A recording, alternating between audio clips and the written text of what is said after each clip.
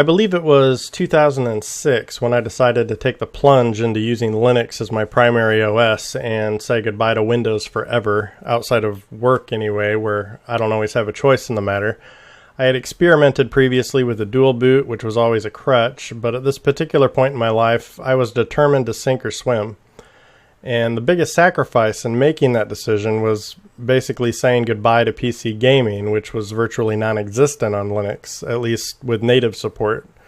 I knew that I could keep the dual boot or utilize alternatives like Wine or a virtual machine, but I was no longer willing to compromise, and I had convinced myself just to come to peace with it and to embrace Linux for what it was out of the box.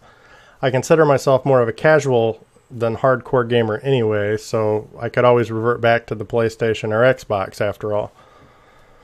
In 2012, when both Valve and Unity made a public effort to support Linux gaming, things took a huge leap forward and have been vastly improving ever since. PC games have slowly been making their way back into my life, and I've been wanting to try the Steam controller for a while now since its initial release in 2015. Not that I have any issues using a keyboard or mouse, but I do like to recline at times, and having the option of a controller sounds like a nice alternative. The setup was pretty straightforward. You have the option of using batteries with the wireless dongle, or you can just plug the USB cable directly into the controller. The cable is only about 5 feet long, so you'll need to be sitting pretty close to your computer if you do go that route. After it was plugged in, I just had to launch Steam, hold down the Steam button on the controller, and then wait for it to pair up. It recommends using Steam in big picture mode for the best experience. The first thing I noticed was the new icons on top of each game in my library. I'm assuming that these indicate whether or not the game is compatible with the controller by default. Portal 2 has a controller icon and works out of the box, and although Half-Life 2 has a keyboard icon, it also works out of the box by using a community-submitted configuration. If you don't find a configuration you like, you can also create a completely custom one and optionally share that with the community as well.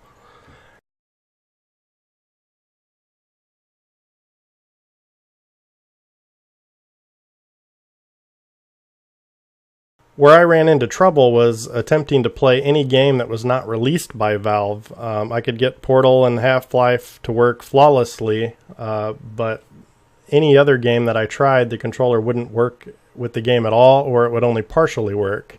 I tried various suggestions through Google searches to no avail, until finally asking for help in the Linux gaming community on Reddit. The solution was surprisingly simple. The permissions on my dev U input were set to 600, and they suggested that I just change them to 666. After I did that, every game in my library worked with the controller without a hitch. The most unique thing about the controller itself is the right trackpad, which is in place of where you would normally find a second joystick, and you use that just like you would a mouse. So it's kind of a hybrid design, and you can tell it was inspired by someone more familiar with using a keyboard and mouse. Who's the big man now, huh? Yeah, you're...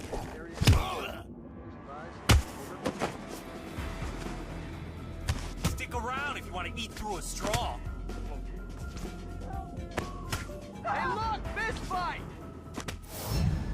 You can press the Steam button at any time during gameplay to modify your configuration, which makes it really convenient to experiment.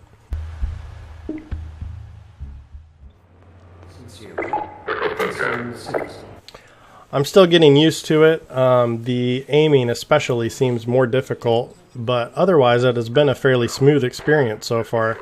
It's definitely fun to play around with, just for something different, and I'm seriously considering picking up the Steam Link to go along with it so I can bring games to my TV. Hopefully, as Linux support continues improving, I can add more games to my library and maybe even more accessories.